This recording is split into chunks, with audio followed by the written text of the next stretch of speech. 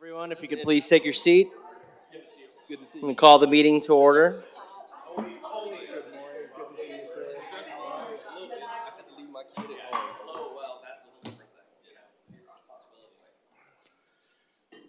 All right. That's good. You and I can solve these problems. It's all these other people that get in the way. We're going to start recording soon. Recording in progress. All right. Recording in progress. Well, before I start the official meeting, do we have people calling in, or is this just being broadcast? Okay, excellent. Well, welcome, Sean. Virtual. Welcome to our sixth and final workshop, for our joint JPAC Metro Council conversation on the Regional Transportation Plan update. It's been 6 great workshops that I think we've been able to cover a lot in. It's been very busy for the RTP team, as I'm sure if you've had the opportunity to interact with them here at Metro and across the region. So huge thank you to all the staff, all the community members, and all the leaders in this room, all the leaders outside of this room that have contributed to the RTP and helped us get here today. Today's workshop is going to focus on discussion of community feedback and some evaluation of the project list. Really, in talking with the JPAC counselors and the Metro Council and folks across the region, this is really our opportunity to talk about prioritization, to talk about how the projects that have been submitted, the projects that exist in the spatial mess of spreadsheets, how we align those with what is important to us, with what we want to tell our constituents, and most importantly, as our spending plan for the next 20 years, how we move forward. So before we get started, I will call roll very briefly. I know that attendance is a bit sparse, but we'll get into it. So Multnomah County Commissioner Sushila Jayapal, Washington County Commissioner Nafisa Fai, Clackamas County Commissioner Paul Savis. Present. Thank you, Commissioner. City of Portland Commissioner Mingus Mapps. Cities of Multnomah County Mayor Travis Stovall. Present virtually. Mayor, thank you so much for joining. Absolutely. Cities of Washington County Mayor Steve Calloway. Present. Cities of Clackamas County Mayor Joe Buck. He did message me. He's on his way. He will be a bit late. ODOT Region 1 Manager Ryan Winsheimer. Present. TriMet General Manager Sam Dessou. Sam is not here. I'm in his place. JC is listening as well. Okay, great. Thank you so much. For the record, your name. Sorry, Jamie Snook. Thank you, Jamie. Port of Portland Curtis Robinhold. And I just want to note that Commissioner Mingus Mapps from the City of Portland has walked in. Thank you, Commissioner. DEQ Ali Mirzakhalili. Metro Council Councilor Christine Lewis. Metro Council Councilor Ashton Simpson. Present.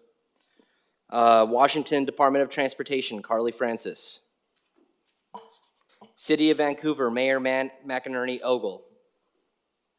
Being represented by Mayor Pro Tem Ty Stober. CTRAN Sharon Donahue. Good morning and present.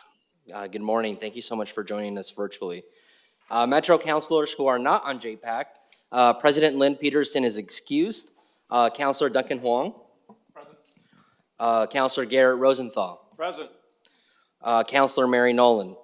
Present. Thank you so much. And are there any alternates that I might have missed? I apologies in advance.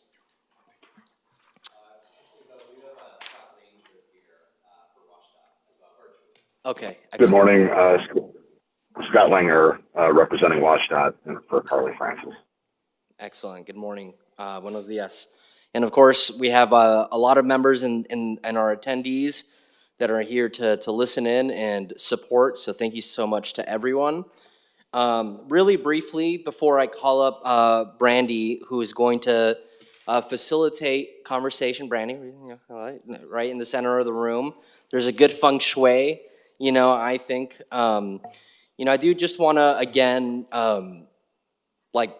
center us in the spirit of collaboration and innovation in recalling the history of our region and coming together as cities and counties and transportation agencies to not only identify our priorities, but to bring home some federal money and to leverage our local and state resources. And this is an opportunity to, again, to do that. And so I want to remind us of the top 5 regionally shared goals that have risen to the top over a series of conversations and refinement. Those priorities are climate, equity, safety, mobility, and economy. Hopefully those are familiar to all of us. The people living and working in this region have asked us to make significant progress on these goals. So it's our task today to consider how we can present a set of investments that meet the near-term needs of our community while laying some important groundwork to achieve these gains regionally. So let's get to work. I'll now introduce Brandy Steffen to review group agreements and the agenda, and from there we'll get trucking. Wonderful, thank you. So I just wanted to remind you all that we're recording this. We do have some members who are here that are online, so I hope that we can get that up on the screen so we can see their faces. Otherwise, I will just try to remember so that you're all there and we can check in with you.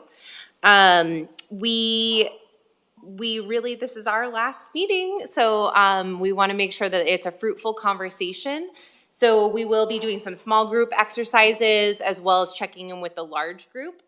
And I really want to point you all to the briefing books that you have at your tables and really thinking back about the vision and goals. And those are on page 2.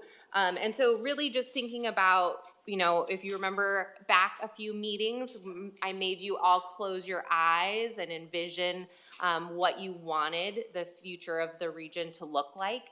And so, we're going to keep that in our minds as we go through the conversation today. Because we're going to be diving into some of the details that you all have been really interested in. But just thinking about our goals here on page 2 is really thinking about equitable transportation, climate action, resilience, thriving economy, safe system, mobility options, right? So those were things that you all identified in that previous conversation. So I think we will hand it over to Margie. Yeah.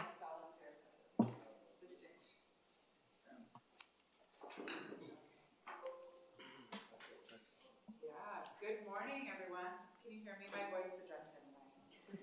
Good morning. Oh, there we go. I know. Good morning. Staff asked me to just kind of give a quick overview, reminder of kind of where we've been, where we're at, what we're doing today. So today we are going to hear a presentation from Elliot on a high-level analysis of the draft project list. Your staff, many of your staff have been working very hard the past couple months, and I know some of you personally have worked incredibly hard with your boards and commissions to approve a list, a draft list to submit.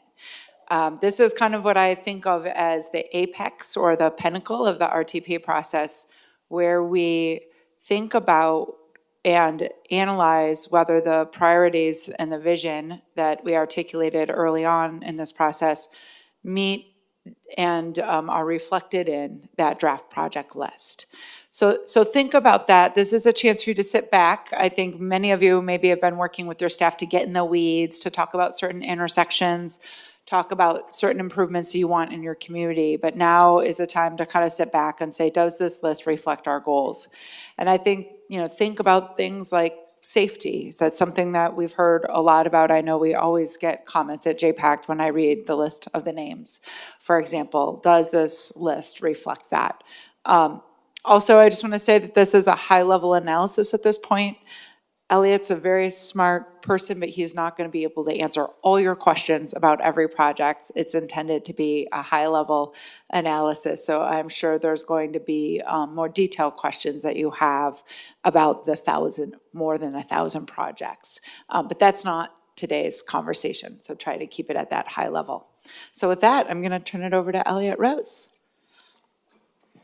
Thank you, Margie. Hope folks can hear me. I'm going to wait just a minute while we get a presentation up. And Elliot, while you're getting that up, just a reminder for everyone to just hold your questions until Elliot's done. We'll break out into small groups. We may need to rearrange you a little bit, just to make sure that we have some fruitful conversations there. But we'll hold questions, and then we can answer the questions in the small groups. Thanks, Brandy. And for the record, I do want to acknowledge that Commissioner Nafisa Fai from Washington County has joined us, as well as Mayor Buck from the city of Lake Oswego. So thank you so much. All right, thank you. And I'm sorry, Connor, are we pulling the presentation up for this? Awesome, thank you so much. All right, good morning, JPACT and council members. So I've got a quick presentation for you on a lot of information today. Oh, I should introduce myself first. I'm Elliot Rose, transportation planner on the RTP team. As Margie mentioned, my colleagues and I have been pretty busy preparing a lot of information about the RTP. And I'm gonna try to cover the highlights in about 10 minutes. And it's probably gonna feel a little overwhelming. But that's okay, because we've also prepared these briefing books that have a lot of this information on the page that you can kind of explore at your leisure. And really, I'm going to try to, as I go through these findings, orient you to what's in here, so that as we move into discussion and you don't have slides or anything in front of you, you know where to find the information that's most relevant to you as you and your colleagues participate in these conversations. So this is a little bit of findings, but also a lot of orientation to the information that we prepared that's in here that's going to help sustain y'all throughout this conversation. So I'm going to start, next slide please, by just orienting you to what's in this briefing book so that you know what I'm talking about when I refer to various pieces of information. So there's a couple different pieces of evaluation information we share in the RTP, and one of the big ones is the system analysis. And that's where we roll all the thousands of RTP projects, 1,000+ RTP projects up into a big bundle, and we use Metro's travel model and other sophisticated tools to actually quantify what the impacts will be on those goal areas that Councilor Gonzalez mentioned: safety, equity, climate, et cetera. And the region has measures and targets that are based in numbers that it uses to assess our progress toward all these goals. So you see pages in your briefing book for the system analysis organized around each of the 5 RTP goals, and they look like what I'm showing on the screen. I'm showing the one for safety, and just to orient you to what's on those pages. So, and you see this text box on the upper right of this page with the bars and the orange bars and the line. That's showing the results for each performance measure that's associated with safety next to our targets. So you can just quickly and visually see how close or far we are over or under our target for each measure. Then there's a chart, which in this case is in the lower left, showing how RTP investments align with different goals. It's not a comprehensive assessment of, how each project performs, but it's looking at a few simple characteristics that are captured in RTP policies and seeing whether projects have key characteristics that the RTP calls out as supporting different goals. Then there's some text describing the findings, and accompanying this are sometimes we use different policy maps based on these analyses. And I'm not showing that, but you actually have big printouts of the relevant maps on your tables to accompany the briefing book. So the second of the 3 evaluation pieces that are in this briefing book is the needs assessment. And this is, again, organized around those 5 Metro goals. Oh, sorry, we got to go to the next slide. I'm still thinking I'm controlling this from my laptop. I'm not quite that powerful yet. So the needs assessment describes what we know about the region's transportation needs based on current data. So unlike the system analysis, which is a forecast into the future at what we think the region's gonna look like in 2045, the needs assessment is really focused on what's happening in the region today. And it's a little bit less organized around these key measures and targets, which gives us a little more freedom to be wide-ranging in the information that we discuss. So you see a lot of different charts, maps, data, and stories describing what we currently know about the region's needs. Information on some of the policies and research that inform the RTP. So like here for climate, you see that box in the upper right showing the key strategies that the region relies on to meet its climate targets. And text boxes with key facts about the region. The findings of the needs assessment generally reflect the findings of the system analysis because you know, a lot of the current data illustrates the same trends that we see when we look into the future.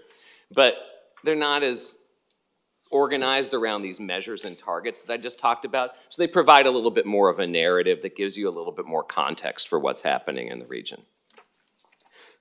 The last piece of evaluation information is the project list overview. So we can get the next slide, please. And this isn't really a piece of evaluation so much as it is a summary. You know, we mentioned a couple times the many projects that are in the RTP. This is a way of giving you an overview of how the spending breaks down at a high level. So the overview describes mainly how investments are distributed among different cost and investment categories and across different areas of the region.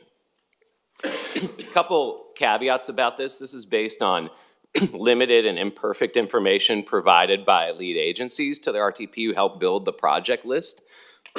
You know, some of these projects are 10 to 20 years into the future, and our agency partners don't have perfect knowledge of what they're gonna look like. And they don't have a lot of information about how all the aspects of the project are gonna break down. So we take what they can give us. And because of that, this analysis is a little reductive. It categorizes projects according to how lead agencies plan to invest most of the project budget. So if a project invests 80% on the road and 20% in a parallel bike ped path, 100% of that project shows up as being on the road in this analysis.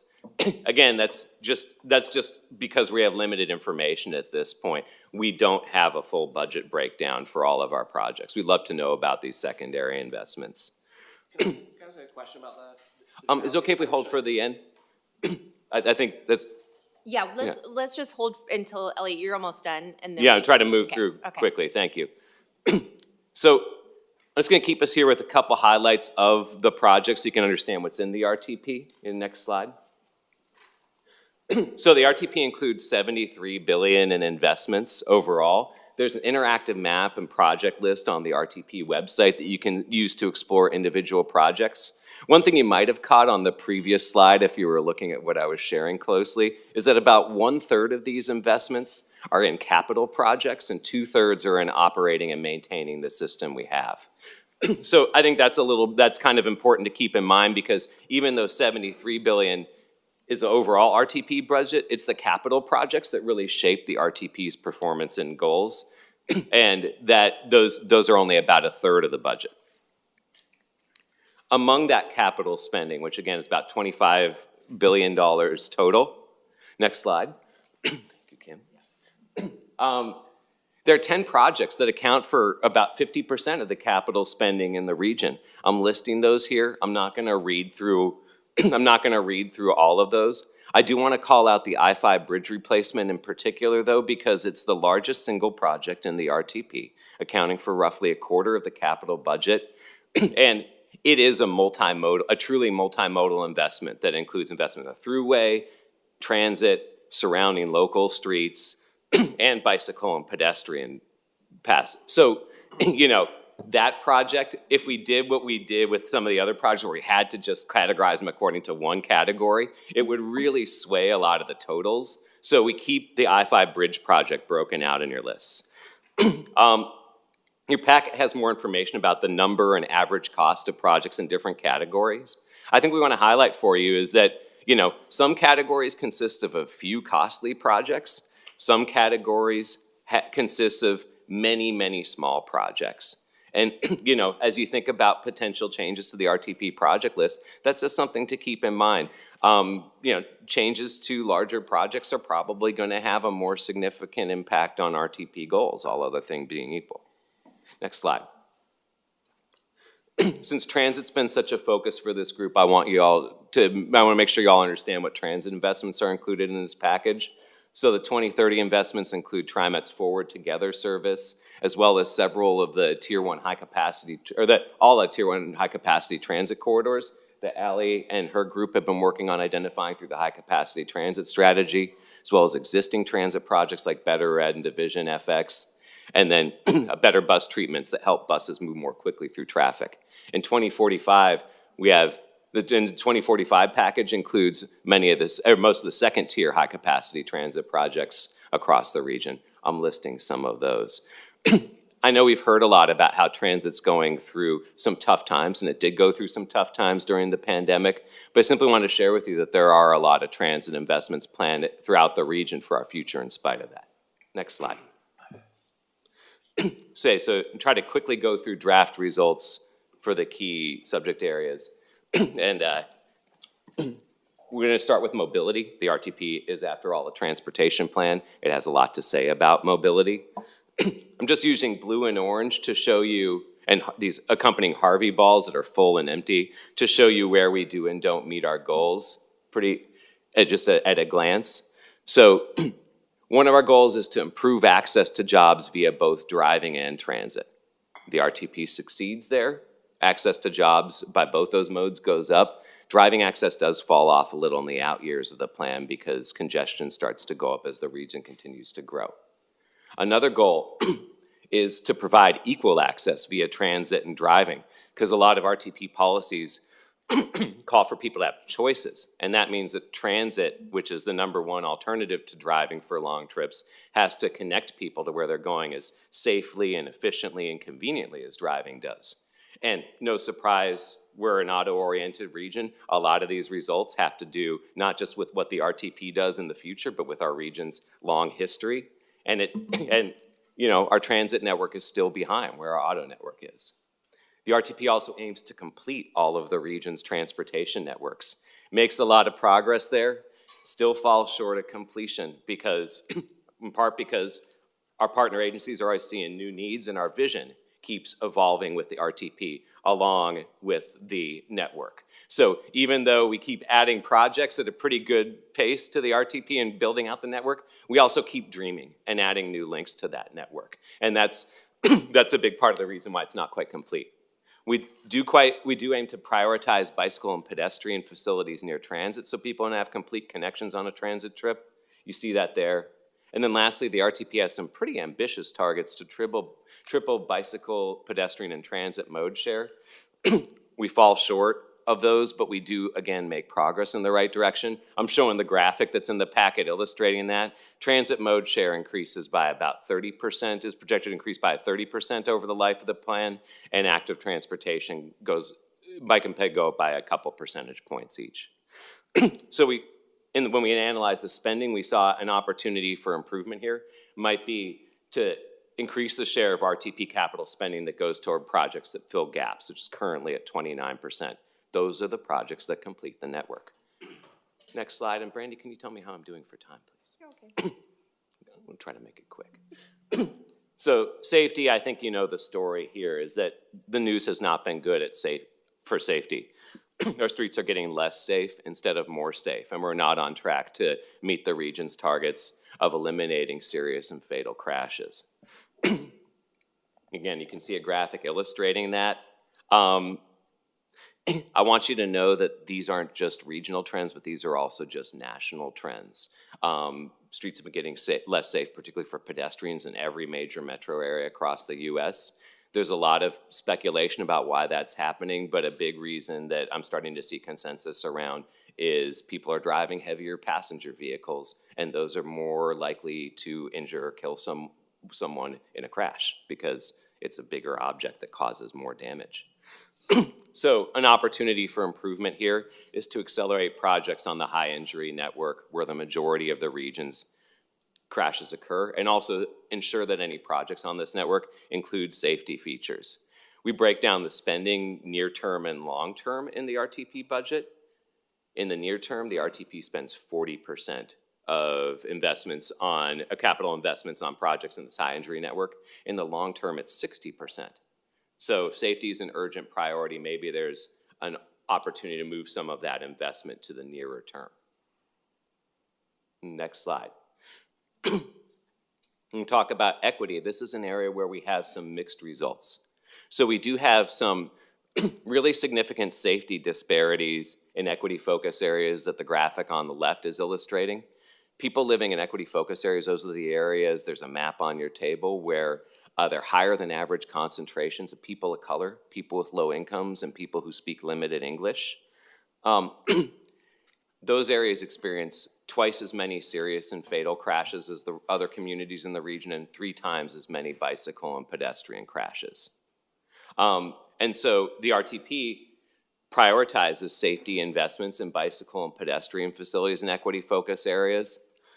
And it does that there is more investment going toward those areas under the RTP than other communities. I think it's still an open question whether that's enough to reverse some of the disparities that we're seeing. The RTP also aims to prioritize access to jobs for people living in equity focus areas, particularly by transit and also by automobile. And it succeeds there. Access improves more for people living in equity focus areas in other parts of the region. So again, similar to safety, an opportunity for improvement here is to accelerate projects that invest in equity focus areas from the long-term to the near-term list, and particularly ensure that those projects invest in the thing that we've heard from people in those communities that they need: transit access, transit service, and safe, complete streets. Next slide.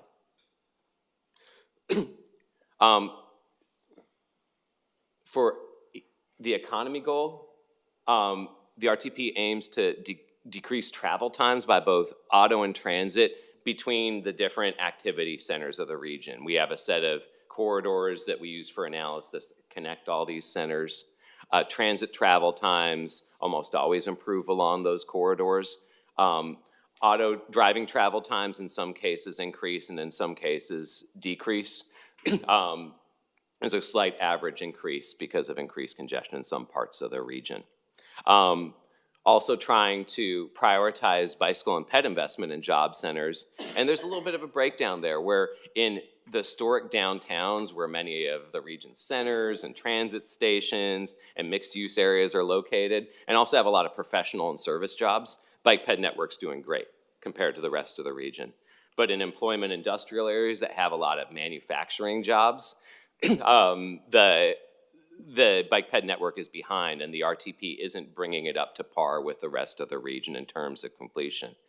We had a lot of conversation about this yesterday at TPAC, and one opportunity for improvement I think came out of that conversation. I heard from TPAC members like, yeah, Bike Ped's important, but maybe it's not the best way to serve some of these employment and industrial lands, and maybe we ought to be thinking about creative solutions, particularly that involve maybe some sort of shuttles or smaller transit vehicles or more flexible transit service that can serve these areas that are harder to serve. Next slide. So lastly on climate. This one's a little bit different than the other slides. I got a purple result, which is kind of a mixed result. And that means the RTP may or may not meet regional climate targets depending on what state-led pricing and transportation funding sources are assumed in the analysis. This gets a little wonky to explain. I'll try to go through it quickly, but please bear with me. So we have throughway pricing through ODOT's project on the Regional Mobility Pricing Project, and also on the I-5 and I-205 throughway improvements that add some pricing to the system through the RTP, and that's in the RTP. But also in the RTP also upholds, and that's a near-term vision for the region. And ODOT has been working really hard on the RTP side through the Urban Mobility Office to make sure that we have a pricing project entered into the RTP that captures the region's plans, is going to be operable on day one. And then we also have the statewide transportation strategy, which is the state's blueprint for reducing transportation emissions and funding the transportation system in the long term. It looks beyond the horizon of the RTP and beyond what the tolling that's currently being implemented, and considers new forms of, considers additional throughway pricing that's necessary to meet the state's climate targets, as well as new revenue mechanisms to fund the transportation system and replace the gas tax. And that's something that I think a lot of transportation folks watching this are really concerned that we need in Oregon. That's also going to have an impact on emissions. So what this slide is showing is that, you know, those aren't contradictory, the two different ways we're looking at pricing. They're just different views of the transportation system. And for our climate analysis, we have the option to assume these additional revenue mechanisms. What the slide's showing is just that they make the difference between whether or not we meet our targets. Again, a lot of productive conversation about this at TPAC yesterday, and I think what I heard from some members at least was that we think it's okay to assume these things, even though they're a little bit far out on the horizon for the RTP, but if we do assume them, we need to really start proactively planning for new forms of pricing in the region. So, not just new forms of pricing, but new ways of charging for transportation revenue so that we really keep the system funded and get out in front with a proposal that benefits our region. What's the vertical scale here? Oh, it is daily vehicle miles traveled, reductions per capita, which is how our climate, yeah, yeah, that's how our climate targets are given to us by the state. Next slide. So this is what's happening next. In June, JPAC and Council will take action to consider action to release the public review draft for the 2023 RTP. And then following that, we have a lot of comment opportunities, both for the public and for the agencies that you all represent. And in the fall, we consider all this public input and finalize the RTP. Thanks for your time today, and I'm sorry to Bill, especially that I went a little over. Great, thank you, Elliot. So I would like to turn this over to Bill Beamer. After, Ryan, do you still have a question? I still have a question. Okay. I have a comment. Okay.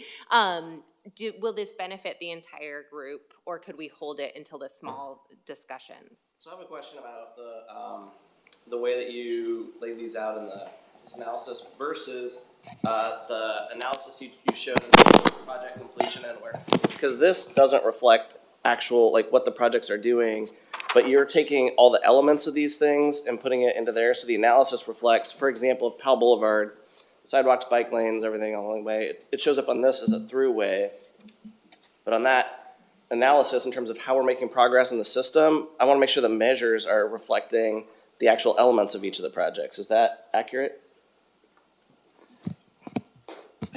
Yeah, yes, Ryan, and for that particular project, that's actually in the roads and bridges category, not the throughways category. All of that analysis, if there are bike and pedestrian elements or intelligent transportation system elements also, as part of the design, and that information was provided to us, it is accounted for in all of the analysis. Thank you. That's just really important. I just want to make sure that got captured, because when we look at this and it says TriMet's budget of $2.3 billion and they have $4 million invested in sidewalks and active transportation, Southwest Corridor alone blows that like way out of the water. So these don't necessarily reflect the investments that are being made. And so I think these are a little misleading. I just want to make sure that the actual analysis is covered those, and it sounds like it is, so thank you for that. And that's where it really matters, is like how these projects are actually making progress towards our goals and objectives. So thanks. Great, thank you. Kim, can you share your name for the record? For the record, I'm Kim Ellis with Metro staff. Thank you. Wonderful, thank you.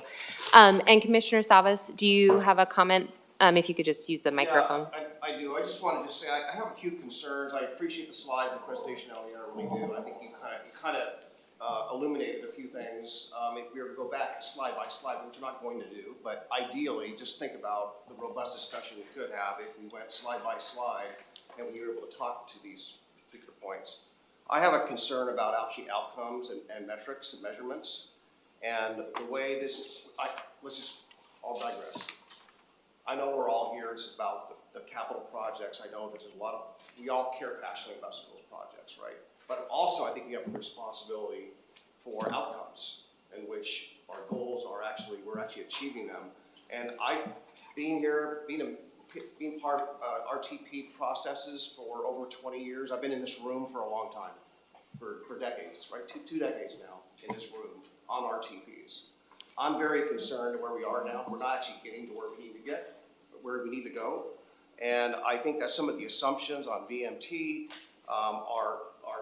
we're finding through our work that we're not gonna get there. We're not getting transit coverage where we need transit coverage. So the investments aren't made in a way that holistically and you highlighted some of those.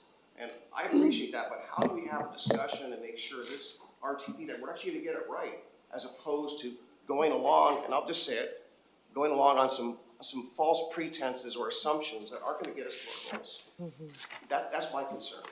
Great. Yeah. Thank you so much for bringing that up. I think we'll get into some of that with the small group discussions, and then we'll have a large group discussion as well. So I think that's a really good way to frame our discussion today. I do want to hear from Bill Beamer, who came to speak with us to highlight the community input and issues. So we'll hear from Bill, and then we'll jump into those small group discussions. Hello. Good morning, everyone. Thanks for allowing me to speak today. Make sure. There you go. Let's try it.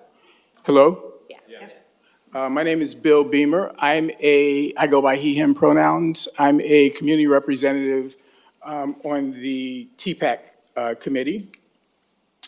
Also, to give you a little bit more information about me, I live in North Portland in the Piedmont neighborhood.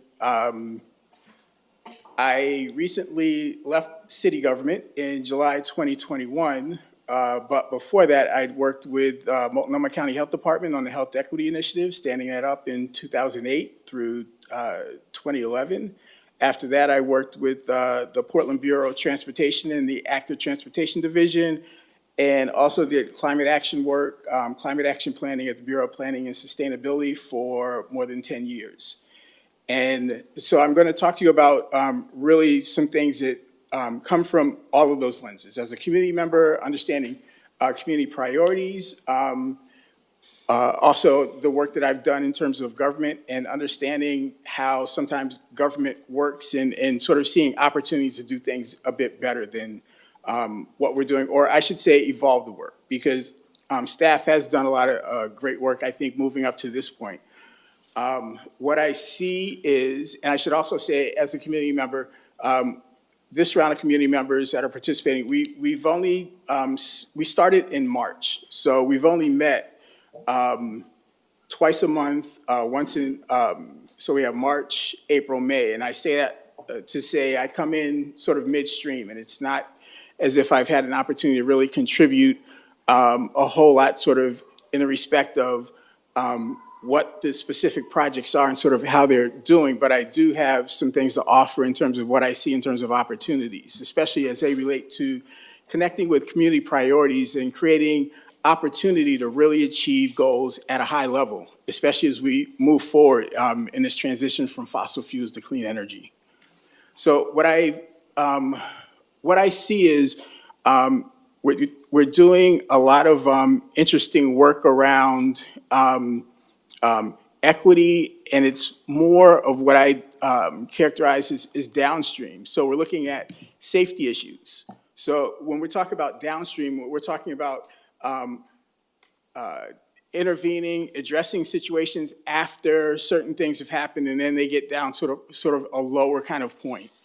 And it's important, these downstream efforts, to be able to help communities that have suffered for a while. But we also need to look at how do we get to more midstream and upstream opportunities. And when I talk about that and the importance of that relates to when we look at indicators, and I think that one of the things that I want to impress on you all is that it's important to understand, and it's not that you will directly be able to move that needle by yourself, but it's a good understanding of where we are in terms of equity and in terms of inclusivity. When we talk about closing the household wealth gap, and nationally it is atrocious. It's atrocious here in Oregon as well. And what the data also shows is that when you close that household wealth gap, which is bigger than talking about income gap, it ticks a lot of the other boxes underneath as it relates to home ownership, health outcomes, educational attainment, resiliency in communities. And so if we're only focusing on some of the more downstream elements in terms of what's happening, we're not really going to move the needle in effective ways. And when I talk about being able to move more upstream, well, first let me step back and talk about what I see is there's a lot of focus on, and it's important to measure and to look at programs, but it's also important to be able to measure and understand impacts to communities. And what I mean by that is it goes deeper than just asking folks, how was your experience with our program? It's really, how is your life experience? Because if we're just asking, we're just measuring what's important to us in terms of what we do, we're not getting to actually improving the lives of people. So we can have programs, we can put in bike lanes, we can put in walking facilities, but it's not, if it's not specifically what those communities need to be able to actually achieve the things that you want them to do, they're not going to do it. Also, when I talk about needing to move upstream, further upstream, in what I would term a mid-level intervention when we talk about equity is actually hiring, when you're including people who have been left out in your work. What I see in terms of opportunities with that is, I've also served on, and I'm coming to the end of a discrete project with Metro, reviewing applications for the Regional Transportation Options Grants Program. And what I've seen with all of this is that when we look at the billions of dollars that are coming down from the federal government, we're talking about billions of dollars, what pockets are they going into? And if they're not going into the pockets of these communities of people who have been left out, you're not going to address some of their needs and concerns as it relates to displacement. Because a lot of times in government, we tend to silo sort of things, and we tend to say, oh, we're working on transportation. We have nothing to do with displacement. But community will say, no, it does have to do with displacement. And we have to be able to understand and make those connections and understand that, yes, there are those connections. Because if we improve facilities, if we improve communities and make them more desirable, but people cannot afford to stay in those communities, they get displaced.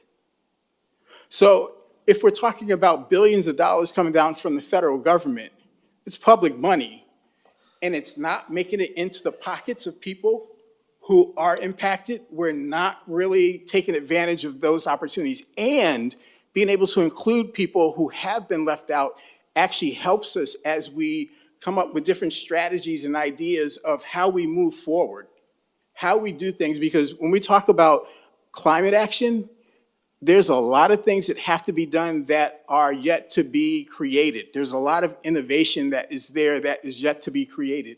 And if we're not including folks who have been left out, we are essentially not using our resources, our people, our perspectives, our talents to the best of our ability.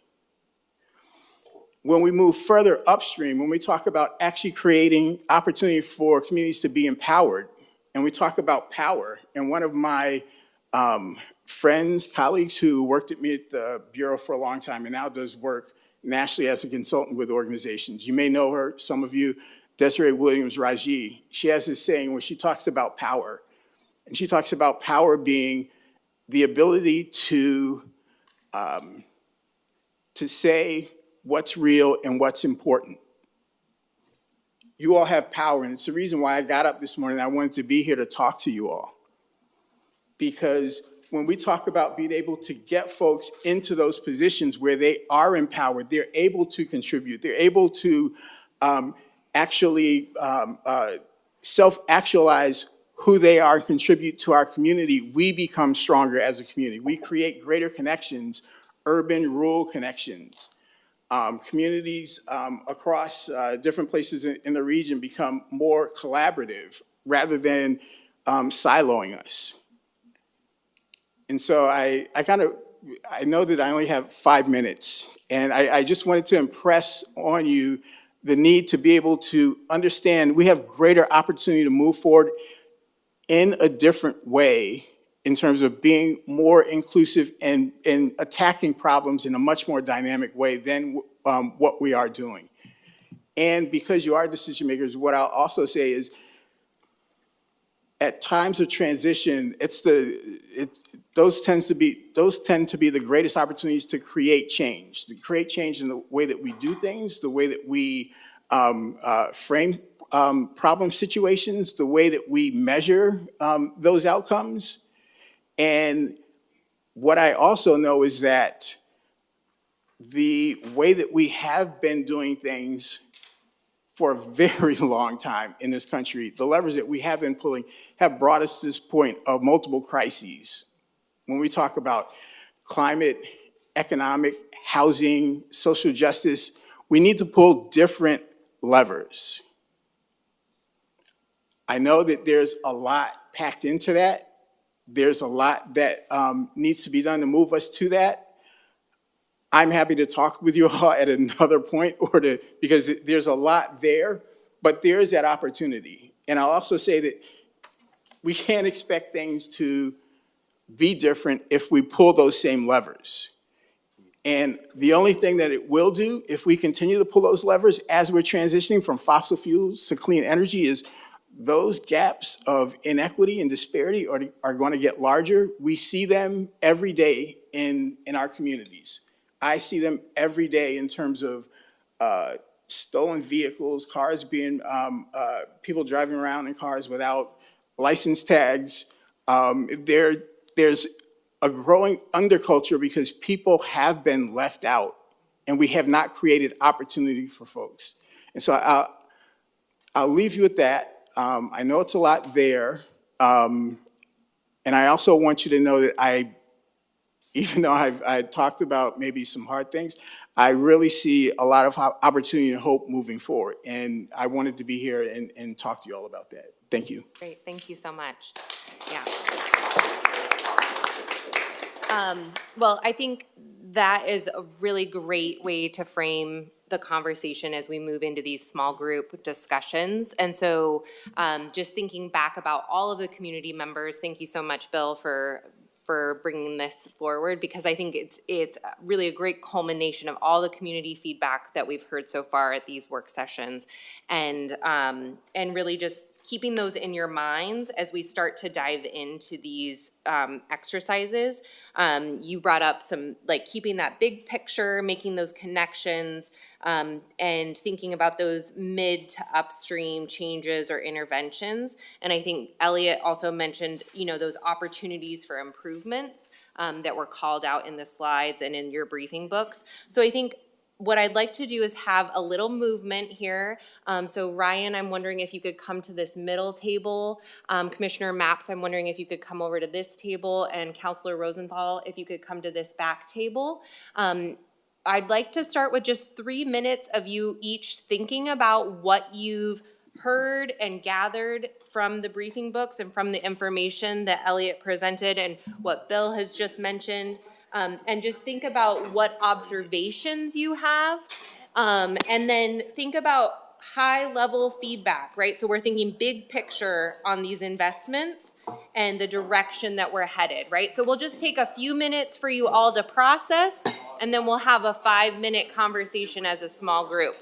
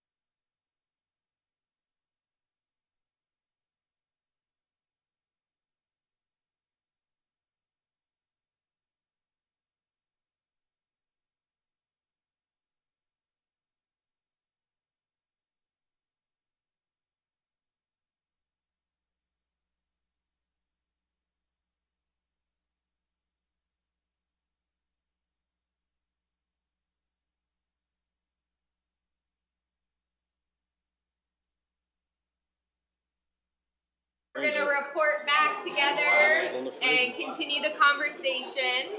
So naturally, I dodged it. Dodgeball. You got ratchet and dodgeball. I just watched that movie with my son. Yeah. Because they're a key part of dodgeball. Yes. Does it hold up?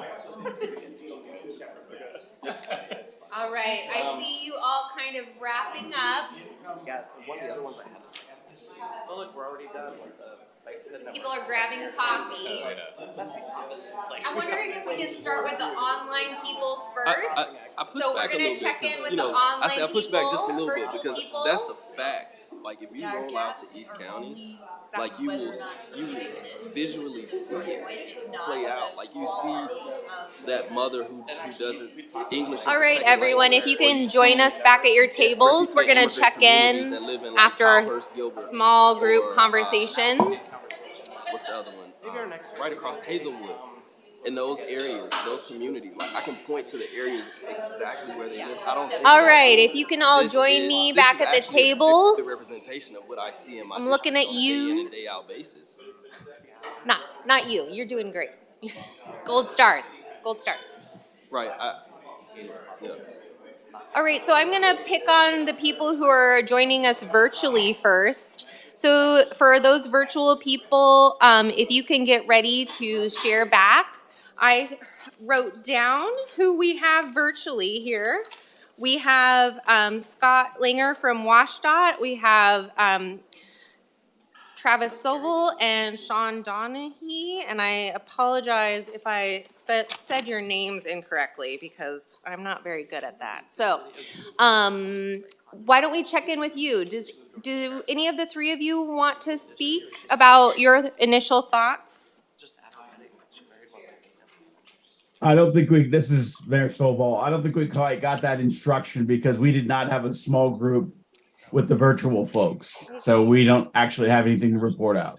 Do you have anything that you'd like to share just about what you noticed about the improvements or just your thoughts today about what was reported out by Elliot or what was shared by Bill? Not at this point, no. Okay. Anyone else? I don't mind chiming in on that a little bit. This is Sean with CTRAN. I would say that I think I don't disagree at all with some of the items that were listed in the presentation. I do think that I agree with a little bit with some of the comments that were out there, that some of the things that are listed in future plans really need to be sort of, I think, expanded upon a little bit, especially in terms of how we connect people to transportation. If we're really talking about how we really want to solve problems to equitize transportation opportunities, it's bigger than VMT. It's bigger than how do we solve climate issues through a movement away from greenhouse gas emissions. I mean, we really have to find a way to make sure that people can afford those things. I think we're seeing that in public transportation right now, that as we try to evolve to a zero emission program, it is extensively costly, not only to the agencies, but to the local municipalities that need to invest in that infrastructure. And so I applaud the efforts that are being done through the efforts that are listed and the things that were said today. And I definitely agree with the thought process that, especially as it relates to public transportation, you're starting to see modes that historically have been good drivers of equity and good drivers of moving to a better transportation system that are not thriving well post-pandemic. And you're sort of seeing the resurgence of bus service, which can connect into communities that are historically disadvantaged. And I think there needs to be a little more emphasis on how MPOs and the cities collectively can really sort of shore up those items across the board. I think from our perspective, we see a situation where all modes exist together and can work collectively across the spectrum, but we have to be able to make sure that that's equitable completely across the board. And I would say that I very much appreciate the work that's been put into it. But the piece, I think, for at least CTRAN, from CTRAN's perspective, is it has to be equitable for all, which means there has to be an investment in other modes where we can continue to provide really an equity sphere for transportation and opportunities across the board. So again, I know there's been a lot of good work put into this, and I appreciate the presentation by both speakers today, and agree with parts of it. Some of it I think is at the very early stages of development. I think a lot more needs to go into some of that conversation, but I definitely appreciate the work that's been done. Great, thank you. All right, so anyone else on virtual? Okay, so I just want to reiterate that there will be many other opportunities for you all to have conversations. I know that next week, both JPAC and Council will have discussions on these topics, so this is just the beginning of those conversations. So thinking about that and thinking about your small group discussions, just want to hear about what observations you've had, what you've noticed, and maybe what direction, you all are thinking about the region heading. So I want to maybe just check in with this table, even though not all of your group is here. Just what were some of the thoughts and comments that came up for you all? Well, we talked a bit about, oh, sorry. Yeah, I think we got caught up really on the areas of focus, particularly if the overlapping issues of people of color, limited English, and low income fully represent the region. I know Councilor Rosenthal brought up that it's not represented in Oregon City. We also talked a bit about as we make these improvements or as these projects get funded, what's the mechanism to stabilize communities, particularly those who have already been displaced, making sure that they can stay in. But overall, at least from my vantage point, what I see is gaps on the fringes in our entire transportation system, from Washington County, way out in Cornelius, all the way out into East County. And these are just things that need to be addressed.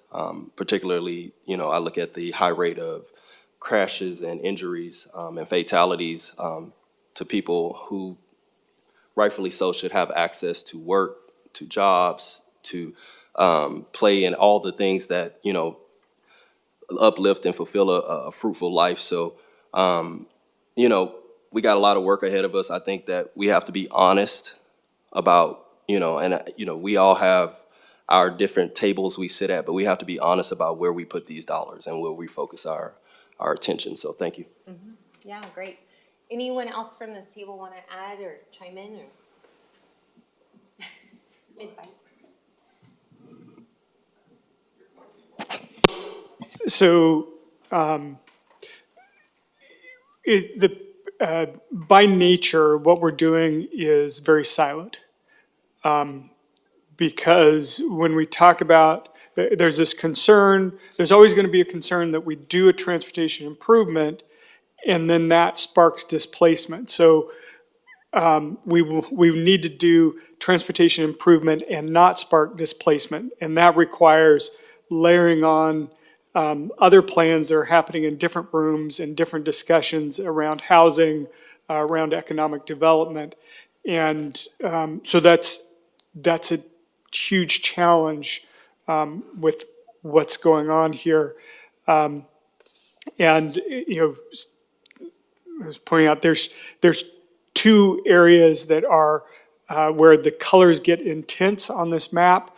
And what isn't represented is the third area, which is north of the river, is the third area where people have been displaced through the different decisions that have been made on this side of the river. Great.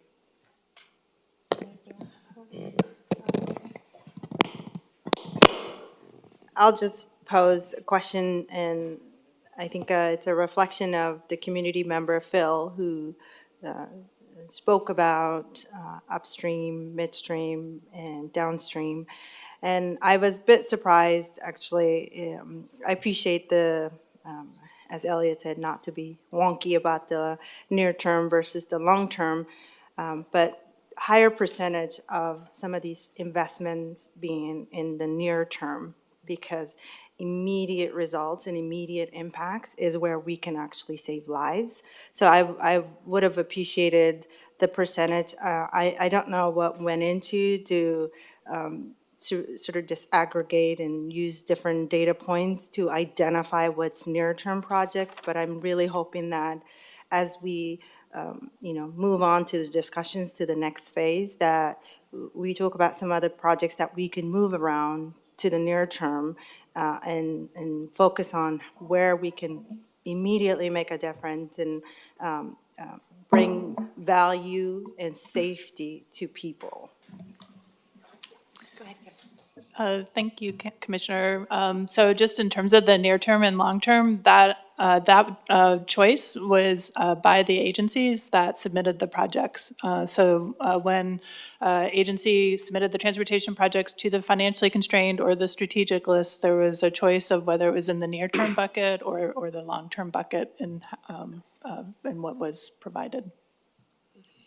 And it sounds like maybe there was a question about, can that be shifted? Around. Yes, and Before so we that is, finalize, so yeah. this is part of the conversation that we're looking to have feedback from JPACT and the Metro Council. We'll also be going to MPAC in 2 weeks. And this is feedback that we can share with the agency staff. Just one thing I'd like to add to what was talked about at that table in terms of displacement and the idea that we need to layer policies and we need to be thinking about what is it beyond the project and how do you do it? It's more complicated than just a project, right? And the same is true in safety as I'm looking at this talking about speed, alcohol, and drugs being the main contributing factors in fatal and serious crashes. That's not a project that we're gonna be able to move forward or move back, but it's something as a policy that we need to be making sure we wanna make clear, like drug and alcohol treatment needs to be a priority, and we're seeing that on a shift, but not everywhere, and how do we do that? The same with speed, it's, enforcement, we need to be supporting our law enforcement agencies and speed cameras and some other things that we talked about at our table in order to achieve those objectives beyond simple projects. And I think the policy and making sure that we're clear about what we want to achieve is there so that we can then use those to help guide our decision-making moving forward. It's not just enforcement through rate cameras, it's also, cars are able to get to high rates of speed because the roads allow for it to happen. You think about like those 5-lane roads, Gleason, Halsey, Stark, you ride on those as the further you get east, the wider it gets and it promotes speed, even though it's posted at 30. Don't do it. Yeah, but everyone should just be riding a golf cart, so. I just want to add, it brought up this long-term and short-term, and in reviewing, and I've been reviewing all the projects in my district, there are implicit differences in the criteria that people used and different jurisdictions use to list the long-term and the short-term. The short-term tend to be things that people consider critical and they want to get done now. The long-term includes the wish lists, stuff that some of it's strategically critical, some of it is just good, not necessarily strategically critical. And I've noticed that in reading through these. And so they're not apples and apples. They're apples and, I don't know, pears or something. So they're different lists and they have different criteria implicitly. Great, so I'm hearing there are some design options that could be made. There are some considerations in the long term that may not be appropriate to move forward, but also a desire maybe to have some far more long-term projects move up. And so I think continuing that conversation will be really important. Yep, and it goes beyond, it goes beyond that though. When we talk about, I think that's a really important point. The other is, we have some projects like Southwest Corridor that we all want to see happen, but we need to, as a region, say, that's the thing how are we gonna actually go pay for it? How are we gonna generate the revenue and deliver that project? Not just, is it on a list here, or is it on a list there? We need to get to the part where we say, how are we gonna pay for it and actually deliver the improvement on the ground? Yeah. Commissioner Fye? Actually, I was just going to remind a point Garrett mentioned in our discussion around potential displacement around Washington County with the CHIPS Act, and how we can be nimble and follow the people and funnel improvements where it's needed, so that we could address some of the safety concerns. I think I say that and then I'm going to say something that bit contradictory to that, which is, you know, the systems, especially agencies, tend to change their minds about investments and redirect investments later on. So being certain about where we're investing, but also be nimble enough to follow where displacement happens, and then funnel some of those resources. So Great, thank you. All right, I'd like to check in over here at this table. What were some of the observations you had? What were you thinking about for the region? All right, folks. Well, we had a really bright discussion, and somehow with all these brilliant minds, they selected me to report out. So I'll do my best, and I will welcome Jamie, Councilor Nolan, and Commissioner Maps to join in as I share out some of the themes. So, I want to start off by saying that our conversation was centered around a significant concern around our ability to meet our climate goals. That was kind of an overarching theme that came through, including access to transit, decarbonization, how we build housing. I'll let folks expand on that because there's a lot of good thoughts. Other themes that came up was one of the targets that we had around our mode share targets by, I think it was 2045, just failure in our ability to meet those, and really concerning.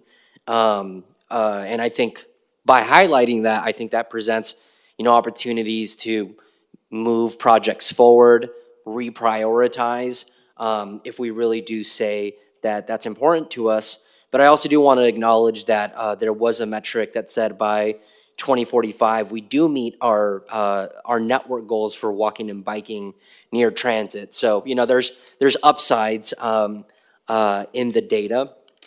Other things that came up, there's some important goals that we talked about, electrifying buses, and how that's a major investment happening with TriMet. One of the last themes that came up while we were talking was, and I think is something good for this room and people on the web to think about, is a strong legislative agenda around transit capital. And that just feels like something that we can all work on to not only bring the projects forward that we have in the RTP, but to realize them, whether that's Southwest Corridor, whether that's 82nd, whether that's TV Highway, et cetera. Another thing that came up was on the BRT strategy, one, making sure that the Tier 1 projects happen, but also strengthening the Tier 2 projects could be a really important priority. Another thing, and I guess there was a general conversation around transit time and travel time in a vehicle, and how there's an inherent disparity in that, and how we really have to work hard to close that gap as much as possible if we want to achieve true equity. Job accessibility by transit is worrying, et cetera, et cetera. And I guess like the last thing that I want to add is just by highlighting this map. I think this map tells a lot of stories, and is conveniently placed at our tables by staff. But what I would really love to see? I would love to see an animation of this map over the last 30 years of our equity focus areas, and how they continue to move farther and farther away from the urban core, from where we find opportunities. And I'm sure that if we had a 7-county region map, that would just continue to that theme would continue throughout throughout our greater region, even beyond the metro boundaries. So whether it comes to housing policy that intersects with transportation, we really need to do a lot to make sure that access and affordability, beyond just the affordability of mobility, is something that we think about. So again, there was so much that we talked about, and I tried to capture all of it, and I welcome folks to chime in. Yeah, anyone from that group?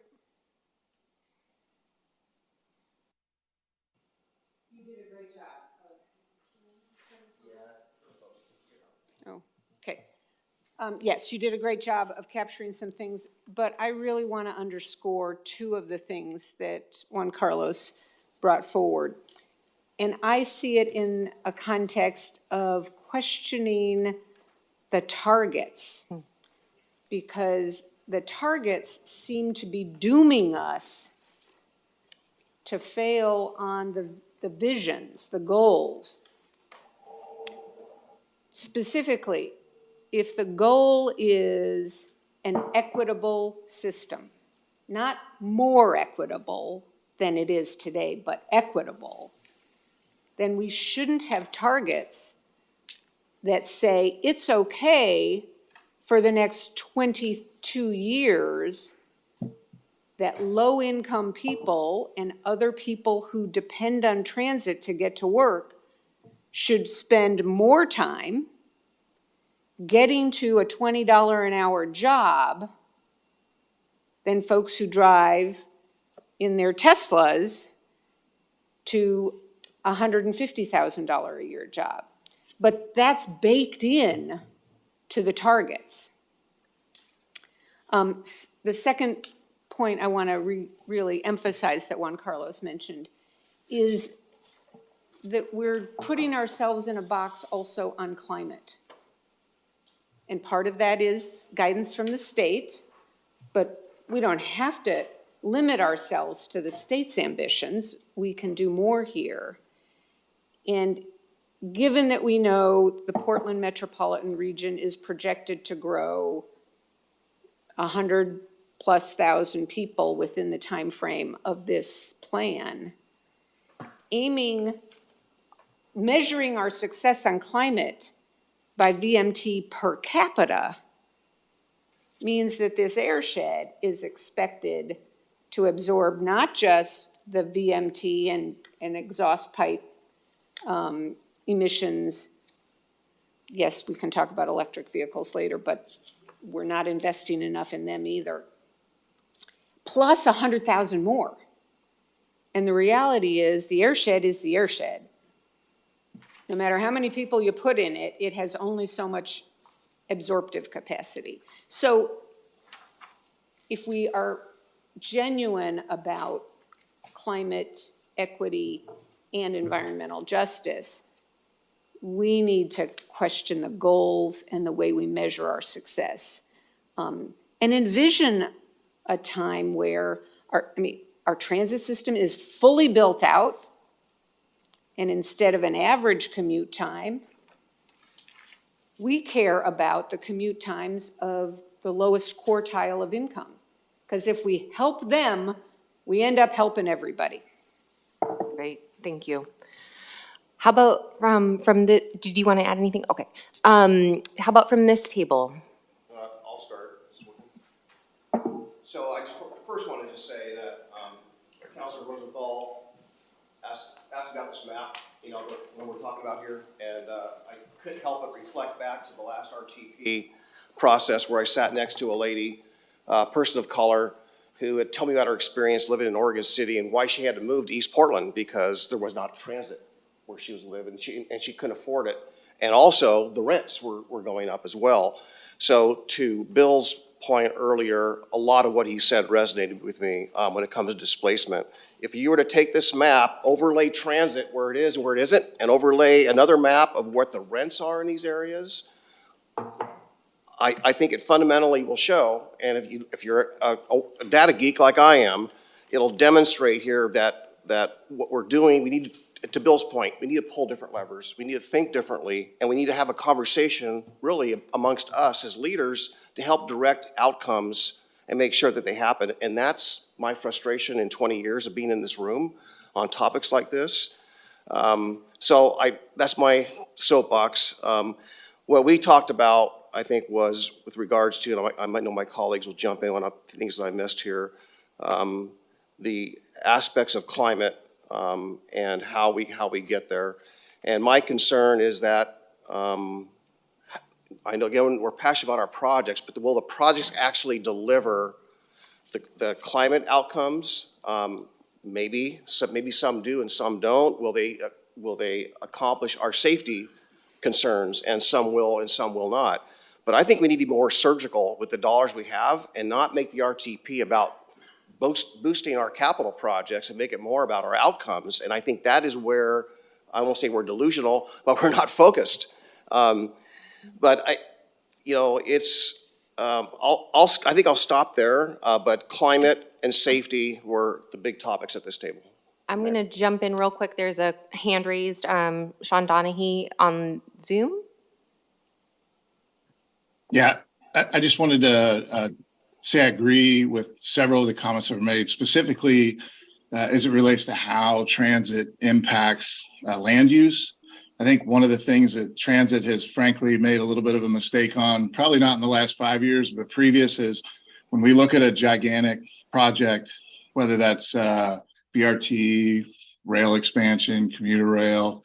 I worked on a project almost 12 years ago where we completely gentrified a neighborhood, putting in a streetcar with unintended consequences. So all of the people who had lived in the neighborhood for 50, 60, 70 years essentially got displaced under the guise of development. How are we going to develop the neighborhood? And I think when you think about RTPs or when you think about the role of the MPO, I think there has to be a stronger connection to expansion of transit projects with the understanding that land use policy goes hand in hand with that, so that we can protect people that live in those neighborhoods and will benefit from expanded transit.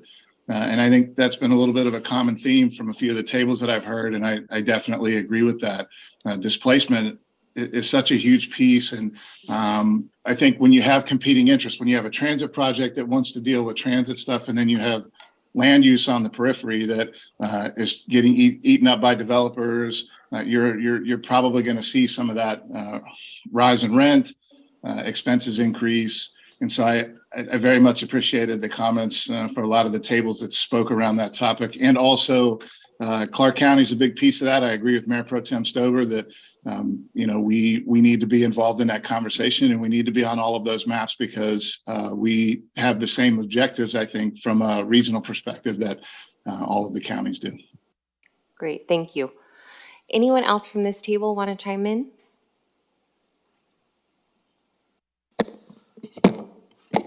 I'd just say we had I had a lot to say about safety. It's something that I think a lot about and I care a lot about. One of the things that's not included in the analysis that's shown here is the $839 million ODOT has set aside for some safety, access to transit, sidewalks, illumination, a whole range of things that could help improve these things. And that is driven by policy. And so it's really important to me that the policy is reflected here will help guide those investments. And so making sure that those are reflected, because there is more to do. There's federal grants that as we go to seek and other things, we want to make sure that the policy is guiding those investments in the direction that we want. And so I just wanted to flag that there's more. And the policy, I think, is the most critical. I think it's less about the project here or project there, because those can also move within the RTP over time, and more about what are we trying to achieve and how are we going to go get there and what our values are. So I'm glad to see that those are, I think, reflective of our vision and our goals, and just making sure that as we go to actually make those investments and we dedicate funding. And I can't emphasize enough this table's point about going to the legislature and talking about how we're gonna go get the money to go do the things we need to do and why it's important for this region to be successful at those. I think that those are the things that are gonna help us. And so having those in the plan, having those policies set, I think we're setting the right foundation. I just want to add one thing to that transit conversation is that I heard transit capital, and I think that getting back to displacement, gentrification, where we see large investments in high capacity transit, you will see far more displacement, lack of affordability, and all the issues that we talked about here today and then Bill was discussing. I would argue that we need more transit dollars for operations, because basic service and coverage, especially where you have none, is not going to gentrify the area anywhere near that of high capacity transit and those large investments. So I think practical transit service is something that we need on the edges of East County, Washington County, Clackamas County, and I think you get far more bang for the buck, and we're actually helping people. Great, thank you. Okay, so As I mentioned earlier, this is not the last time you all will talk about this. And as Elliot mentioned, the schedule that as we're looking ahead, that this is going to go to the public in the summertime and then come back for decision-making in the fall. So you all are going to be talking JPACT on the 18th, and then there's a council work session on the 16th, so next week, where you'll all be talking about this again. So I think just to kind of tie this up before we wrap up for the day, is I heard a lot of common threads that you've all been talking about, just to keep in your minds. Really, equity and displacement were raised several times by many of you, thinking about those climate goals and those policy level items that you can help control, where you all are coming at, what table you're coming to, thinking about what the targets are and how you actually want to make changes, if those are the right targets and the right goals to change.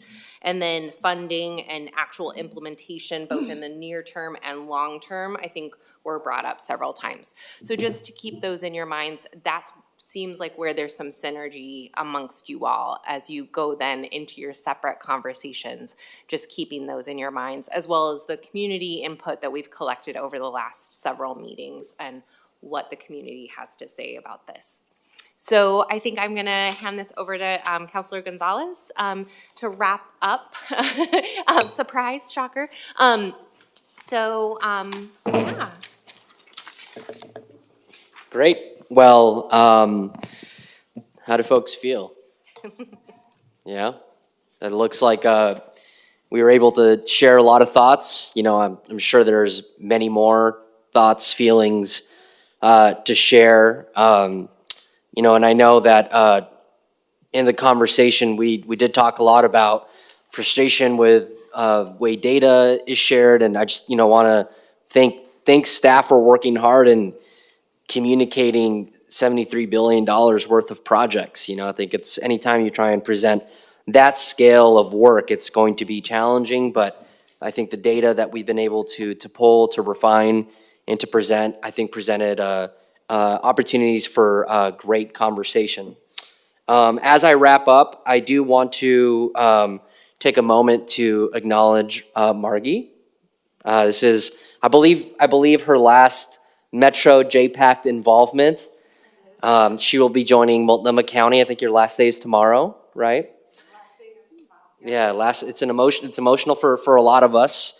And I just want to thank you, Margie, for the incredible leadership, for your mentorship. I've learned so much from you, as I'm sure others have in this room, and for all your work and getting us here on this, and your support on major projects. But just a quick round of applause for Margie, if we could.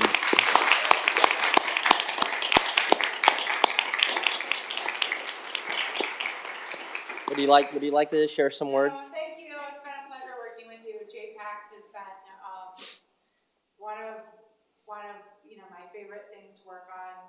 I've never missed a JPACT meeting in the 5 years I've been at Metro.